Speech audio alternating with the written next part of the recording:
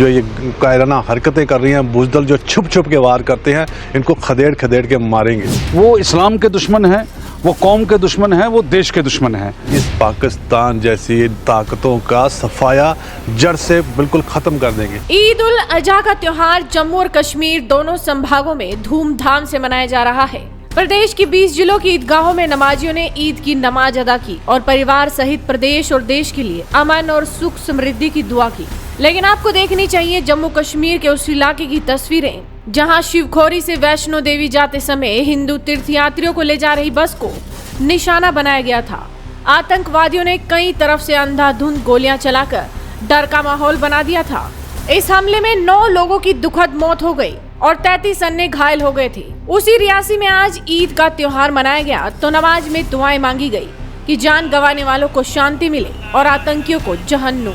इन कश्मीरी मुस्लिमों का कहना है कि पाकिस्तान का नामो निशान ही मिटा दिया जाए, क्योंकि आतंक की जड़ आखिर वही तो है और रियासी में आतंक फैलाने वालों को नेस्तनाबूद जरूर किया जाएगा। दरअसल जम्मू कश्मीर के रियासी में आज ईद का त्योहार धूमधाम से मनाया गया।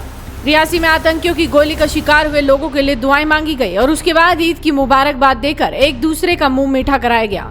लेकिन जब सवाल आतंकियों पर पूछा गया तो गुस्सा साफ झलक रहा था। कश्मीरी लोग क्या कह रहे थे, जरा सुनिए। आज हमने ईदगाह में मौलाना साहब की क़यादत में उनके पीछे हमने नमाज की अदा की, ईद की नमाज जो है अदा की हमने। तो वहाँ पर दुआ की गई, सारी दुनिया कायनात में रहने वाले हर बशर के लिए दुआ वहाँ पर की गई और ख़ुसूसी तौर पर ये दुआ की गई कि अभी चंद दिनों पहले हमारे यहाँ पौनी के इलाका कंडा के पास जो है वो एक मिलिटेंटों की तरफ से एक वारदात हुई थी। एक बस पे फायरिंग हुई और फिर वो बस जो है वो गहरे नाले में गिर गई, तो जिसमें 9-10 के करीब लोग जो थे वो शहादत पा गए हैं। उनके हक़ में दुआ की गई और मौलाना साहब ने कहा कि खुदा वो परमात्मा उन्हें स्वर्ग नसीब करे जिन लोगों ने यहाँ पर ये शहादत पाई है। और इस बात की मजम्मत भी की गई है कि जिन लोगों ने ये वारदात की है वो इस्लाम के दुश्मन हैं, वो कौम के दुश्मन हैं, वो देश के दुश्मन हैं।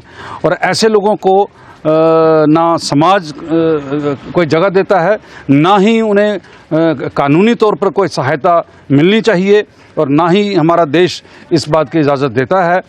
और हमारा सख्त कानून है और सरकार ने जो फैसला लिया है कि ऐसे लोगों को निस्तो नबूद करने के लिए सरकार पूरा इक़दाम कर रही है। और रियासी की एडमिनिस्ट्रेशन जो है वो इसमें काफ़ी शिद्दत के साथ काम कर रही है और हमें उम्मीद है कि बहुत जल्द वो कातली, वो मिलिटेंट, वो दहशतगर्द जो हैं वो पकड़े जाएंगे और उन्हें इबरतनाक सज़ा जो है वो दी जाएगी। और मैं डिप्टी कमिश्नर रियासी और अब्दुल रशीद है और जो नमाज ईद उल अजहा की नमाज आज हुई है इसमें इस हिंदुस्तान के अंदर शांति की दुआ की गई और जो हमारे रियासी पौनी के अंदर एक अटैक हुआ तो उसके लिए भी जो लोग शहीद हुए उनके लिए दुआ की गई। तो बाकी हम चाहते हैं कि रियासी के अंदर शांति बनी रहे और आपस में प्यार मोहब्बत में लोग रहें। जी, मेरा नाम इम्तियाज़ अहमद वानी है और आज यहाँ पर डिस्ट्रिक्ट रियासी के अंदर नमाज ईद उल अजहा की नमाज जो अदा की गई है, जिसे बकर ईद भी कहते हैं।